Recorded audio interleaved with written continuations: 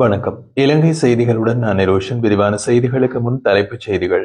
முழு நாடும் ஒன்றாக எனும் தேசிய செயற்பாட்டு ஜனாதிபதி அனுரகுமார திசாநாயக்கவின் தலைமையில் வியாழக்கிழமை இன்று ஆரம்பம். தேசிய மக்கள் சக்தியின் ஹோமாகம பிரதேச சபை தலைவர் கசுன் ரத்நாயக்கவுக்கு தொலைபேசி மூலம் விரட்டன் விடுக்கப்பட்டதாக ஹோமாகம தலைமைக்கு காவல்துறையில் முறைப்பாடு. சிறு தேயிலை தோட்ட உரிமையாளர்களாக மாற்றி அவர்களுக்கு தேவையான மூலதனத்தை வழங்குவதன் மூலம் பல பிரச்சனைகளுக்கு நீடித்த தீர்வுகள் காண முடியும் என்று எதிர்க்கட்சி தலைவர் தெரிவிப்பு. ஆளும் கட்சி எதிர்க்கட்சி என்ற வேறுபாடு இன்றி அனைத்து நாடாளுமன்ற உறுப்பினர்களுக்கும் உரிய பாதுகாப்பு வழங்கப்பட வேண்டும் என்று முஜிபுர் ரஹ்மான் வலியுறுத்தல். தொடர்வது விரிவான செய்திகள். போதைப் பொருளுக்கு எதிரான முழு நாடும் ஒன்றாக என்ற தேசிய செயற்பாடு ஜனாதிபதி அனுரகுமார திசாநாயக்க தலைமையில் வியாழக்கிழமை கொழும்பு சுகததாச உள்ளக அரங்கில் ஆரம்பிக்கப்பட்டது. இந்த நிகழ்வில் உரையாற்றிய ஜனாதிபதி, நானும் எனது அரசாங்கமும் போதைப் பொருளுக்கு எதிராக மோதுவதற்கு முழுவதுமாக தயார் என்று வலியுறுத்தினார்.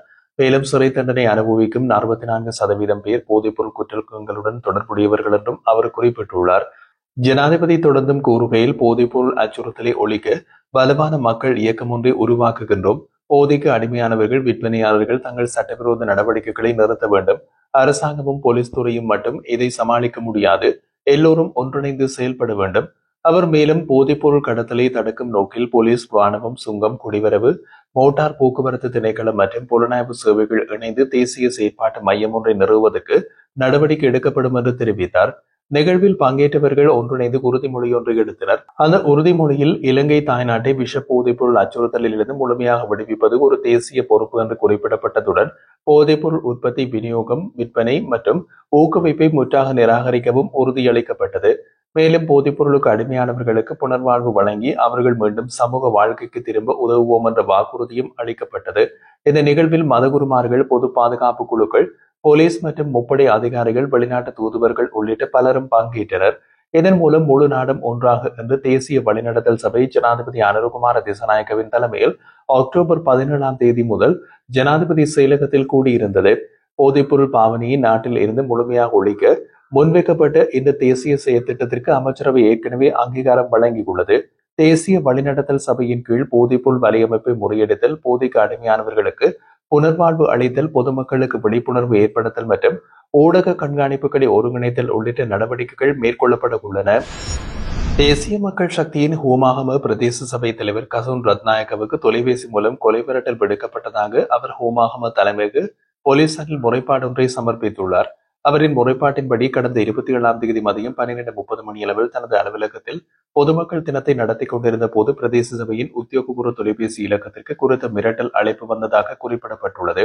அழைப்பை மேற்கொண்ட நபர் தன்னை ஹந்தியா என அறிமுகப்படுத்தி, சனாவுக்கு என்ன நடந்தது உங்களுக்கு தெரியும் என்று கூறி நேரடியாக தமக்கு கொலை மிரட்டல் விடுத்ததாக கசுன் ரத்நாயக்க தெரிவித்தார். இந்த முறைப்பாட்டின் அடிப்படையில் பிரதேச சபை தலைவர் மற்றும் செயலாளரிடமிருந்து வாக்குமூலங்களை பதிவு செய்வதற்காக போலீசார் விசாரணைகளை ஆரம்பித்துள்ளனர்.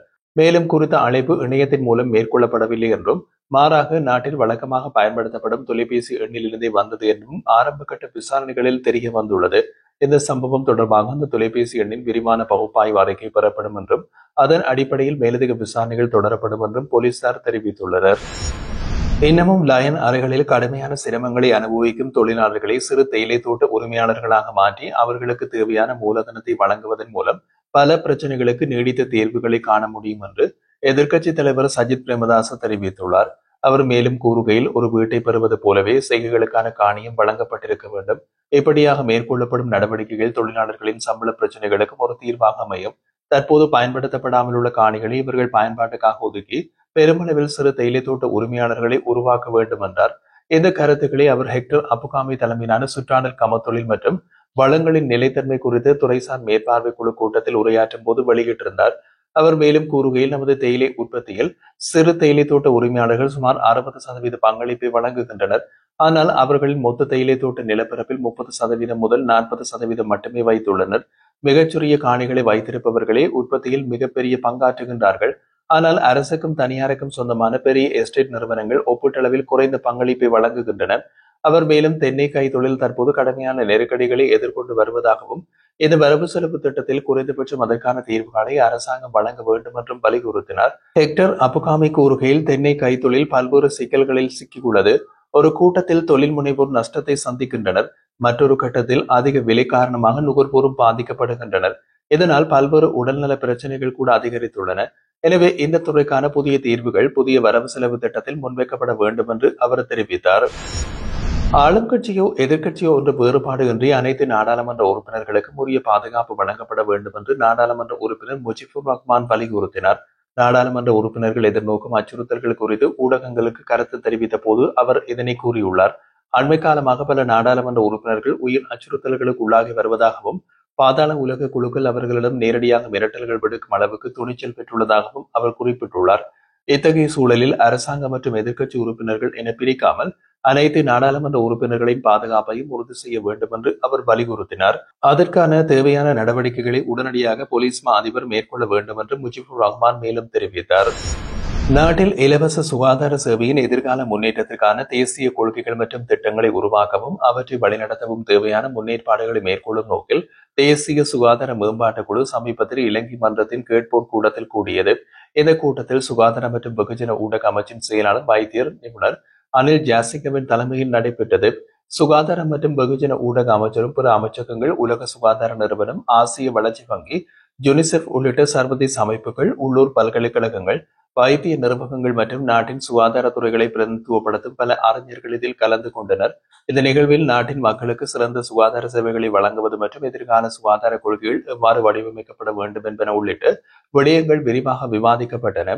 அதேபோன்று ஆரம்ப சுகாதார சேவைகளை மேம்படுத்தும் நோக்கில் நாட்டில் சுகாதார மற்றும் நல்வாழ்வு மையங்கள் அமைக்கும் திட்டத்தின் அரசாங்கத்தின் முக்கிய முயற்சிகளில் ஒன்றாகும் எனவும் அதனை விரைவாக செயல்படுத்துவது குறித்தும் கலந்துரையாடப்பட்டது. மேலும் கடந்த பட்ஜெட்டில் சுகாதாரத்துறைக்காக ஒதுக்கப்பட்ட நிதியை திறமையாக பயன்படுத்துவது, அதேபோல் எதிர்கால நிதி ஒதுக்கீடுகளை சிறந்த முறையில் நிர்வகிப்பது குறித்தும் கவனம் செலுத்தப்பட்டது. என தேசிய சுகாதார மேம்பாட்டு குழு கூட்டம் சுகாதார மற்றும் ஊடக அமைச்சின் திட்டமிடல் பிரிவால் ஏற்பாடு செய்யப்பட்டதாகும். இதன் நிறுவல் சுகாதார மற்றும் ஊடக அமைச்சர் வைத்தியர் நலிந்த ஜாதேசவின் முயற்சியால் சாத்தியமானது. சுகாதார சேவைகள் பணிப்பாளர் நாயகம் வைத்தியர் அசேல குணவர்தன, அமைச்சின் மேலதிக செயலாளர்கள், துணை பணிப்பாளர்கள், மூத்த உதவி செயலாளர்கள், மாகாண மற்றும் பிராந்திய சுகாதார சேவை பணிப்பாளர்கள், வைத்தியசாலை பணிப்பாளர்கள் உள்ளிட்ட பலர் இந்த நிகழ்வில் கலந்து கொண்டனர். போதைப்பொருள் தடுப்புகளை முன்னெடுக்கும் அரசாங்கமானது தமக்கு சார்பானவர்களுக்கு ஒரு முகத்தையும் தமக்கு எதிரானவர்களுக்கு இன்னும் ஒரு முகத்தையும் காட்டிக்கொண்டு பாரபட்சமாக இந்த நடவடிக்கைகளை மேற்கொண்டு வருவதாக பாராளுமன்ற உறுப்பினர் நாமல் ராஜபக்ச ஊடகங்களுக்கு கருத்து தெரிவித்தார். கொழும்பில் நின்று நடைபெற்றிருந்த நிகழ்வொன்றின் பின்னர் நாட்டு நிலைமைகள் சம்பந்தமாக ஊடகங்களுக்கு கருத்து வெளியிட்ட போது அவர் இந்த கருத்தினை முன்வைத்தார். அத்துடன் நாட்டின் தேசிய பாதுகாப்பு சம்பந்தமாக வகுப்பு எடுத்த அரசாங்கம் இந்த தேசிய பாதுகாப்பு அச்சுறுத்தல் உள்ள நிலைமையினை மறந்துள்ளதாகவும் குற்றம் சாட்டினார். இலங்கையின் சனத்தொகை ஆண்டுதோறும் சராசரியாக 0.5% அதிகரித்துள்ளதாக சனத்தொகை மற்றும் புள்ளி விவர திணைக்களம் தெரிவிக்கின்றது. அந்த திணைக்களம் வெளிநாட்டில் உள்ள உத்தியோகபூர்வ தரவுகளின்படி 2012 முதல் 2024 வரை உள்ள 12 ஆண்டு கால பகுதியில் நாட்டின் மக்கள் தொகை வருடந்தோறும் மிதமான அளவில் 0.5% உயர்ந்து வந்துள்ளது. தேசிய மட்டத்தில் மக்கள் தொகை வளர்ச்சி மெதுவாகவும் சீராகவும் இடம்பெற்றுள்ளதாக அந்த அறிக்கை வெளிப்படுத்துகின்றது. இந்த மிதமான வளர்ச்சி வீதம் நாட்டின் பிறப்பு வீதம், இறப்பு வீதம் மற்றும் நிகர குடியேற்ற நிலைமை ஆகியவை இணைந்து ஏற்படுத்திய விளைவாக கருதப்படுகிறது.